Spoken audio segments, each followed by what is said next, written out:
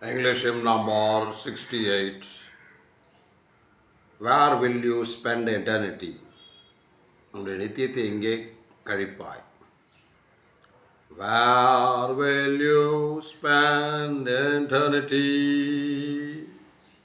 This question comes to you and me. Tell me, what shall your answer be? Where will you spend eternity? Eternity, eternity. Where will you spend eternity? Many are choosing Christ today, turning from all their sins away. Heaven shall their happy portion be. Where will you spend eternity?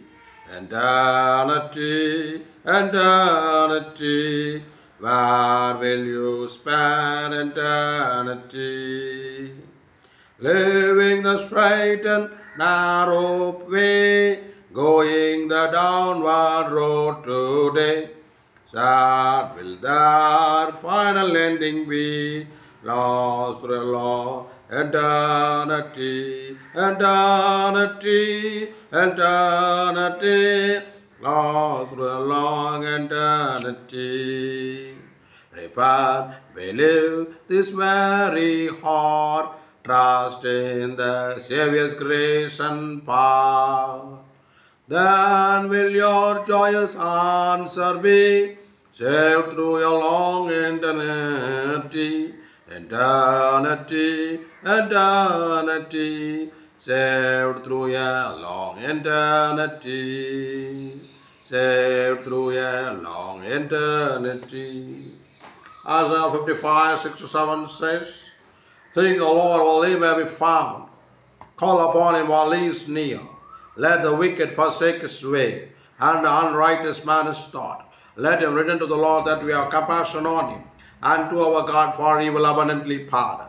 Whoever, Proverbs 28:13 says, Whoever conceals the sin does not prosper, but the one who confesses and renounces them find mercy.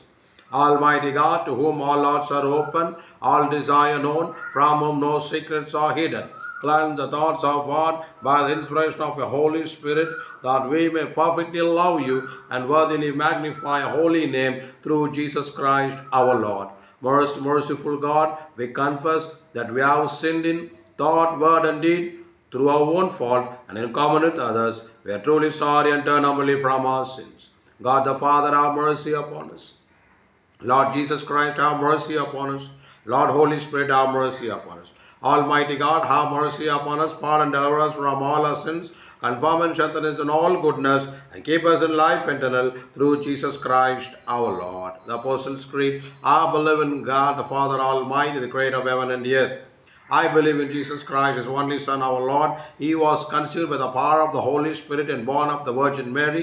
He suffered under Pontius Pilate, was crucified, died, and was buried, and descended to the dead. On the third day rose again from the dead. He ascended into heaven, and is seated at the Father. He will come again to judge the living and the dead. I believe in the Holy Spirit, the Holy Church, the communion of saints, the forgiveness of sins, the resurrection of the body, and the life everlasting. The Lord's Prayer. Our Father which art in heaven, hallowed be thy name, thy kingdom come. Thy will be done in earth as it is in heaven. Give us this day daily bread, and forgive us our debt as we forgive debtor. And lead us not into temptation, but deliver us from evil. For thine is the kingdom, and power and glory, forever and ever. Amen. Father, Son, Holy Spirit, I humbly come to your presence, Father. By the blood of your Son, Lord Jesus Christ, forgive, cleanse, wash all my needs. Consecrate me now to thy service, O Lord, by the power of grace divine. Come to the Father through Jesus the Son. Give him the glory, granting he has done for me. Praise the Lord Jesus Christ. Victory in the blood of Jesus Christ. Jesus, Father, have mercy on me. Jesus, Father, give grace to me. My Lord Jesus Christ, give your anointing. My Lord Jesus Christ, give your holiness. My Lord Jesus Christ, give your humbleness. My Lord Jesus Christ, give your strength. My Lord Jesus Christ, give your power. My Lord Jesus Christ, give your glory. My Lord Jesus Christ, give your wisdom. My Lord Jesus Christ, give your beauty. King of kings, the Lord of lords, Jesus Christ. Jesus, Father, make me worthy to Zion. The blood of Jesus Christ, His Son, cleanse me from all sin. And O Israel, the Lord of us all, the Lord is one, the Holy One of Israel. Arise and shine, O Lord, ark of thy strength. Holy, holy, holy, Lord God Almighty. Holy, holy, holy, Lord Jesus Christ. Holy, holy, holy, Lord Holy Spirit. Holy, holy, holy, Lord of hosts. Lord Jesus, bless me with the earthly blessing. Lord Jesus, bless me with the spiritual blessing. Lord Jesus, bless me with the heavenly blessing. Jesus, Father, give you grace to do your will. Jesus, Father, give you grace to see your face. Jesus, Father, make me worthy to Zion. Hallelujah, Jesus. As Bible reading, Exodus, Old Testament, Exodus chapter 18. When Jethro, the priest of Midian, Moses' father-in-law, heard all that God had done for Moses and for Israel, his people, and the Lord had brought Israel out of Egypt. Then Jethro, Moses' father-in-law, took Zipporah, Moses' wife, after he had sent her back, and the two sons, of which the name of the one was Gershom, for he said, I have been alien in a strange land.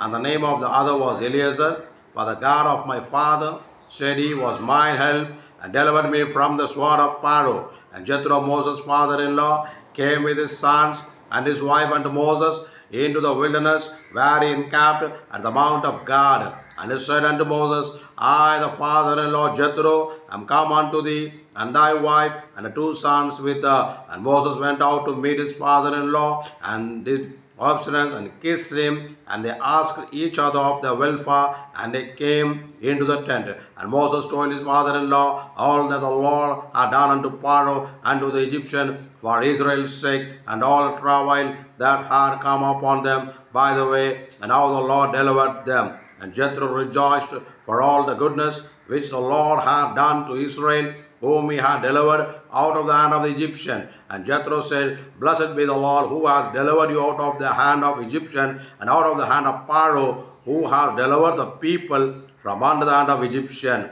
Now I know that the Lord is greater than all God, for in the thing wherein they dwelt proudly, he was above them. And Jethro, Moses' father-in-law, took a burnt offering and sacrificed for God. And Aaron came and all the elders of Israel to eat bread with Moses' father-in-law before God. And it came to pass on the morrow that Moses sat to judge the people. The people stood by Moses from the morning unto the evening. And Moses' father-in-law saw all that he did to the people. He said, What is this thing that thou wast doing to the people? Why sittest thou thyself alone, and all the people stand by thee from morning unto even? And Moses said unto his father-in-law, Because the people come unto me to inquire of God, when they have a matter, they come unto me, and I judge between one and another, and I do make them know the statutes of God and His law. And Moses' father-in-law said unto him, The thing that thou doest is not good. Thou wilt surely wear away both thou and this people that is with thee, for this thing is too heavy for thee. Thou art not able to perform it thyself alone. Hearken now unto my voice. I will give thee counsel, and God shall be with thee. Be thou for the people to Godward, that thou mayest bring the causes unto God. And thou shalt teach them ordinance and law, and shalt show them the way wherewith they must walk, and the work that they must do. Moreover, thou shalt provide out of all the people able men, such as fear God, men of truth, hating covetousness, and place such over them to be the rulers of thousands, rulers of hundreds, rulers of fifties, and rulers of tens. And let them judge the people at all seasons. And it shall be that every great matter they shall bring unto thee, but every man small matter they shall judge.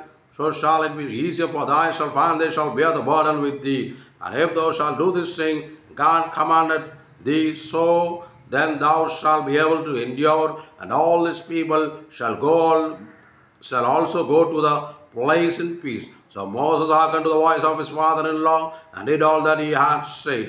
And Moses chose able men out of all Israel and made them heads over the people, rulers of 1,000, rulers of 100, rulers of 50s, and rulers of 10s. And they judged the people at all seasons.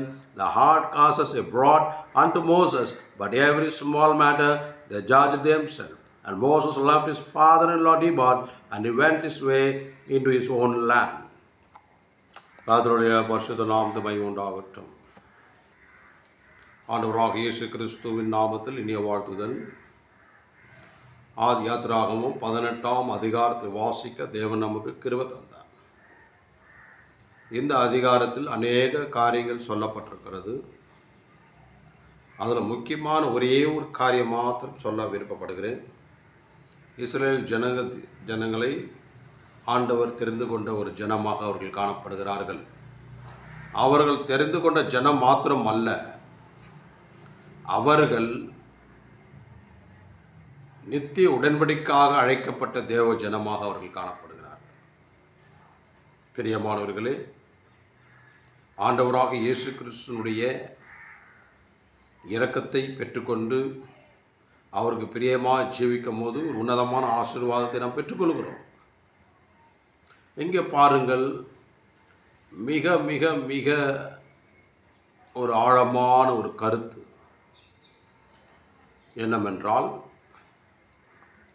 Israel ஜனங்களுக்குள்ளே பல பிரச்சனைகள் இருந்தாலும் அதுக்கேற்ற 50 பேருக்கு ஒரு ஆள், 1000 பேருக்கு ஒரு தலைவர், 100 பேருக்கு, அப்படி அங்கங்கே நியாயாதிபதிகளை வைத்து அந்த ஜனங்களை விசாரித்து வருத்து கொண்டிருக்கிறார்கள். ஆனால் தேவனுடைய பார்வையில் அது கூட நல்லதல்ல. அவர் விருப்பப்படுறது எல்லா ஜனங்களுமே எப்படி இருக்க வேண்டும்? கர்த்தருடைய சாயலை பெற்றுக்கொண்டு தேவ பிள்ளைகளாக வாழ வேண்டும் என்று தேவனுடைய நோக்கமாக இருக்கிறது. அநேக காரியங்களை நான் சொல்லலாம். இப்போ இந்த உலகத்திலே நாம் சில காரியங்களை எடுத்து பார்த்தோம் என்றால், உலகம் முழுவதும் 900 கோடி ஜனங்கள் வாசிக்கிறார்கள். எத்தனை கோடி? 900 crores. 900 கோடி, இல்லை 800 சில்லற, 900 வச்சிங்களேன். 900 crores people வாழ்ந்து கொண்டிருக்கிறாங்க. 900 கோடி. இப்போ 900 கோடி ஜனங்களும் ஒரே நாடாக இருந்தால், ஒரே மொழியாக இருந்தால், ஒரே இடமா இருந்தால் மிக பெரிய பிரச்சனை காணப்படும். ஆண்டவர் ஞானமாக என்ன செய்கிறார்? ஒவ்வொரு இடத்துக்கும் ஒவ்வொரு பாஷையை வைத்திருக்கிறார். தமிழ்நாட்டுக்கு தமிழ் பாஷை, அதுக்கு தான் தமிழ். கேரளாவுக்கு கேரளா பாஷை, இங்கிலாண்டில் இங்கிலீஷ் பாஷை, அரேபியாவில் அரேபியா மொழி, இஸ்ரேலில் எபிரே மொழி. இப்படி ஒவ்வொரு நாட்டுக்கும் ஒவ்வொரு மொழியை தேவன் தந்திருக்கிறார். அதுக்கேற்ற மாதிரி அந்த ஊரில் இருக்கிற தலைவர்கள் எழும்பி அதுக்கேற்ற மாதிரி கட்டமைப்பு இருந்து ஜனங்களை நல்லது கெட்டது விசாரித்து அதுக்கேற்ற மாதிரி நாடு, ரோடு, வீடு, மாடு எல்லாத்தையும் வழியை அழகாக செம்மைப்படுத்தி ஒரு தேசமாக மாற்றி அதை பயன்பாட்டுக்கு நல்லதாக கொண்டு வருகிறார்கள். ஆனால் உலகம் முழுவதும் தேவ ஜனங்களாக இருந்தால், உலகம் முழுவதும் தேவனுக்கு கீழ்ப்படுகிற ஜனங்களாக இருந்தால் தேவன் ஜனங்களோட வாசம் பண்ணுவார். உலகம் முழுவதும் சந்தோஷம், சமாதானம் காணப்படும். அது தேவன் விரும்புகிறார். அதை நம்ம எப்போ பார்க்க முடியும்னா 1000 வருஷ அரசாட்சியில் தான் அந்த காரியத்தை நாம் பார்க்க முடியும். பிரியமானவர்களே, ஆண்டவராக இயேசு கிறிஸ்து இரக்கம் உள்ளவர், அவர் நீதி உள்ளவர், அவர் தயவு உள்ளவர். அவர் நமக்காக பிதாவினிடத்தில் பரிந்து பேசிக் கொண்டிருக்கிறார். நாம் இந்த கிருபையின் காலத்தில் அதிகமாக அவருடைய இரக்கத்தை நாம் பெற்றுக்கொள்ள வேண்டும். அவருடைய இரக்கத்தை நாம் பெற்றுக்கொள்ளும் போது பெரிய ஒரு ஆசீர்வாதத்தை நாம் பெற்றுக்கொள்கிறோம். நித்திய ஆசீர்வாதத்தை நாம் பெற்றுக்கொள்கிறோம். கடைசி காலத்தினுடைய அடையாளங்கள் எல்லாம் ஆழமாக எல்லாம் படிப்படியாக நிறைவேற்றி கொண்டு வந்து கொண்டிருக்கிறது. ஒரு பக்கம் யுத்தங்கள் நடந்து கொண்டிருக்கிறது. சாதாரண யுத்தம் அல்ல, பெரிய யுத்தம். ஒரு பக்கம் பூமி அதிர்ச்சி, ஒரு பக்கம் வெள்ளம், ஒரு பக்கம் கொள்ளநோய், ஒரு பக்கம் வறுமை, ஒரு பக்கம் ஜாதி வித்தியாசம், பகைகள், மொழி, மத பறவைகள், இப்படி உலகம் முழு ஒரு பக்கம் சோதோம் குமாரா பாவத்தினுடைய நிழல், ஒரு பக்கம் கசப்பு, வெறுவை, கொலை, வெறி, களியாட்டம், விபச்சாரம், மாம்ச போராட்டங்கள், இப்படி உலகம் முழுவதும் பெருகி கொண்டிருக்கிறது.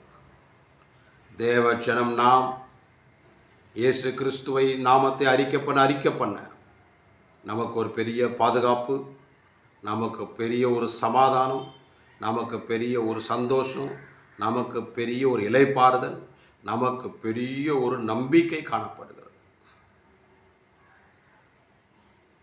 ஆண்டவராக இயேசு கிறிஸ்து அழகாய் நானே வழியும் சத்தியமும் ஜீவனுமாய் இருக்கிறேன். இப்போ இயேசு நானே வழின்ற, நான் தாண்டா வழி, என்னுடைய வழி இல்லாமல் வேறு ஒரு வழியும் உன்னை என்ன பண்ணாது, உன்னை கொண்டு போகாது. நானே வழியாக இருக்கிறேன், நானே நல்ல மெய்ப்பன் சொல்கிறார். நானே நல்ல மெய்ப்பன், நானே வானத்தில் இறங்கி வந்த ஜீவாப்பம் என்று சொல்கிறார். நானே மெய்யான திராட்சை செடி, திராட்சை கொடி. இப்படி ஆண்டவர் என்ன பண்ண நான் நான் நான் என்று ஆழமாக சொல்லுகிறார். ஆண்டவர் யெகோவா தேவனுடைய பேர் நானே இருக்கிற வண்ணமாகவே இருக்கிறேன் என்று சொல்லியிருக்கிறார். அப்போ இவர் நானுன்னு சொல்லும் போது ஒப்பட்டு பேசப்படுகிறது. மரணத்தையும் பாதாளத்தையும் ஜெயித்த இயேசு கிறிஸ்துவை முழு இருதயத்தோடு நேசிக்கும் போது, வணங்கும் போது, தொழுது கொள்ளும் போது, அவருடைய இரத்தத்தினால் நாம் கழுவப்படும் போது நாம் நீதிமானாக்கப்படுகிறோம்.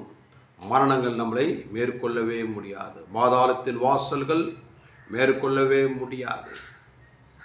பெரியமானவர்களே, இயேசு கிறிஸ்து அவருடைய நாமம் சாதாரண ஒரு நாமம் அல்ல. அந்த நாமத்தை சொல்லும் போது பிசாசின் வல்லமைகள்லாம் அலறி கொண்டிருக்கிறது.